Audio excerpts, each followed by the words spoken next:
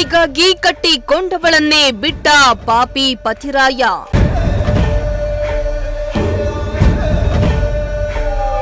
ಮದುವೆಗೆ ಹಾಕಿದ್ದ ಒಡವೆಯನ್ನ ಕಸಿದುಕೊಂಡು ಅತ್ತೆ ಗಂಡನ ಟಾರ್ಚರ್.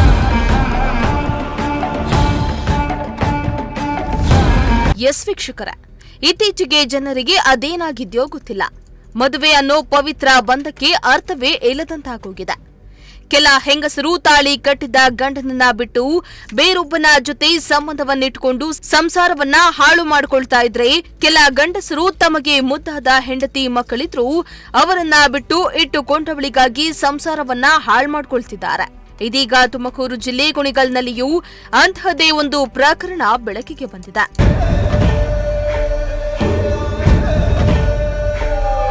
ಹೌದು, ಕುಣಿಗಲ್ ತಾಲೂಕಿನ ಕಸಬಾ ಹೋಬಳಿಯ ಕಾಡ್ಮತ್ತಿಕೆರೆ ಗ್ರಾಮದ ಯುವತಿ ಯಾಸ್ಮಿನ್ ಅನ್ನೋರನ್ನ ರಾಮನಗರ ಜಿಲ್ಲೆ ಮಾಗಡಿ ತಾಲೂಕಿನ ಕುದೂರು ಹೋಬಳಿಯ ಚಿಕ್ಕದಳ್ಳಿ ಗ್ರಾಮದ ಆಸರ್ ಪಾಷಾ ಎಂಬುವವರ ಜೊತೆ ಮದುವೆಯನ್ನ ಮಾಡಿಕೊಡಲಾಗಿತ್ತು.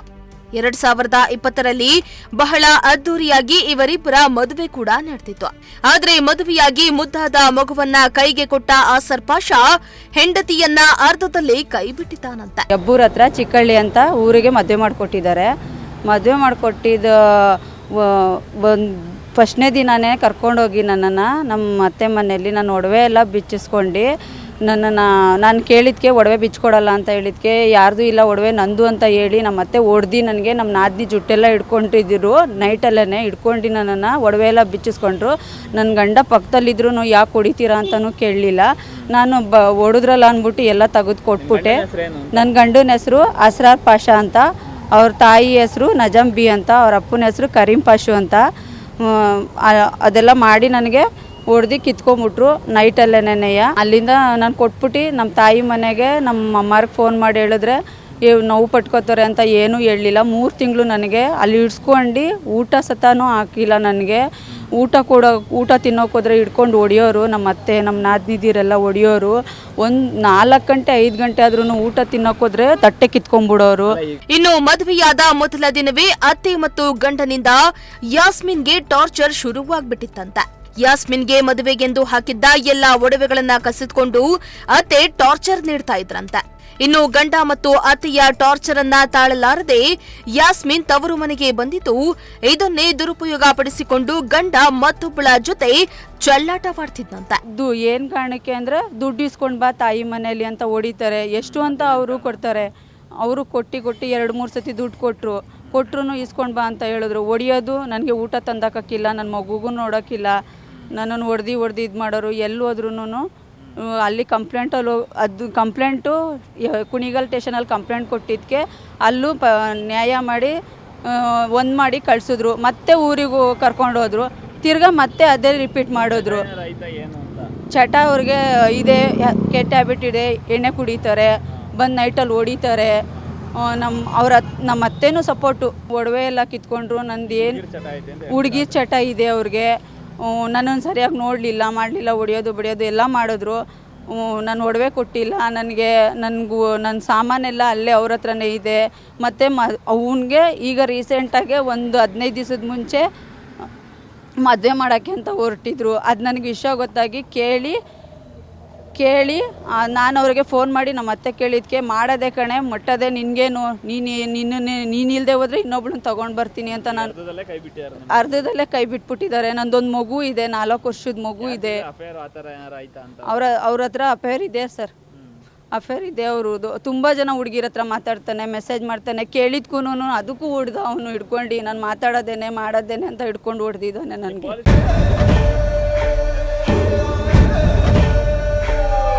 ಇನ್ನು ಈ ಬಗ್ಗೆ ಕುಣಿಗಲ್, ಹೆಬ್ಬೂರು, ಕುದೂರು ಪೊಲೀಸ್ ಠಾಣೆಗೆ ದೂರನ್ನ ನೀಡಿದ್ರೆ ಪೊಲೀಸರು ಕೇವಲ ಸಂಧಾನ ಮಾಡಿ ಕಳಿಸ್ತಾ ಇದ್ರಂತೆ. ಎಷ್ಟು ಬಾರಿ ಪೊಲೀಸ್ ಠಾಣೆಯ ಮೆಟ್ಟಿಲೇರಿದ್ರೂ ಕೂಡ ರಾಜಿ ಸಂಧಾನದಲ್ಲಿಯೇ ಮುಗಿಸ್ತಿದ್ರಂತೆ. ಈ ಬಗ್ಗೆ ಸಮುದಾಯದ ಮುಖಂಡರು 2 ಕುಟುಂಬದವರನ್ನ ಮಸೀದಿಗೆ ಕರೆಸಿ ರಾಜಿ ಮಾಡಿಸಿ ಕಳಿಸಿದ್ರಂತೆ.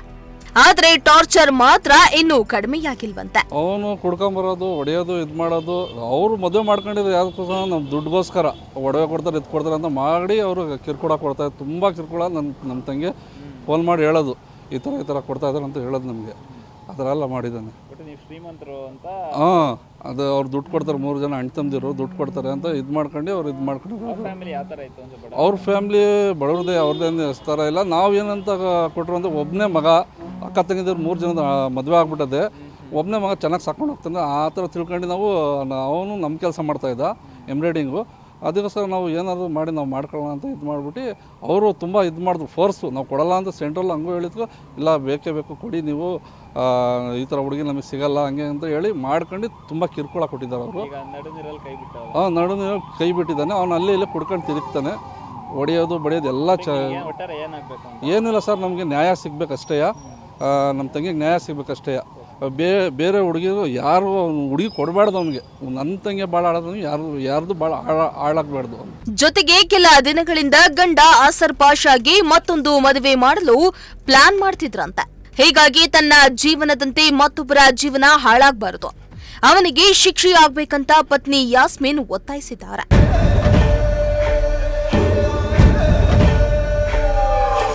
ಕಂಪ್ಲೇಂಟ್ ಕೊಡೋದು ಆ ಥರ ಹೋಗ್ಲಿಲ್ವಾ ಅಂತ ನೀವು? ಕೊಟ್ಟಿದ್ದೀವಿ ಸರ್, ನಾವು ಕೊಟ್ಟಿದ್ರು ನಮಗೆಲ್ಲೂ ನ್ಯಾಯ ಸಿಕ್ಕಿಲ್ಲ. ಹೆಬ್ಬೂರು ಸ್ಟೇಷನಲ್ಲೂ ಕೊಟ್ಟಿದ್ದೀವಿ, ಕುಣಿಗಲ್ ಸ್ಟೇಷನಲ್ಲೂ ಕೊಟ್ಟಿದ್ದೀವಿ, ಕುದೂರು ಸ್ಟೇಷನಲ್ಲೂ ಕೊಟ್ಟಿದ್ದೀವಿ, ಜಮಾತಲ್ಲೂ ಹೋಗಿದ್ದೀವಿ, ಎಲ್ಲೂ ನನಗೆ ನ್ಯಾಯ ಸಿಕ್ಕ. ನಮ್ಮನೆ ಕಡೆವನೇನೆ ಒಡವೆನ ಒಡವೆ 8 ಉಂಗುರ ಕೊಟ್ಟಿದ್ದು, ಬೈತಲೆ ಬಟ್ಟು, ಮತ್ತು 2 ಸೈಡಿಗೆ ಹಾಕೊಳ್ಳೋವು ಕೊಟ್ಟಿದ್ರು, ಓಲೆ ಕೊಟ್ಟಿದ್ರು, ನೆಕ್ಲೆಸ್ಸು ಹಾರ ಎಲ್ಲ ಕೊಟ್ಟಿದ್ರು, ಗಂಡಿಗೆ ಇದು ಚೈನ್ ಕೊಟ್ಟಿದ್ರು, 3 ಉಂಗುರ ಕೊಟ್ಟಿದ್ರು, ಎಲ್ಲನೂ ಕೊಟ್ಟಿದ್ರು.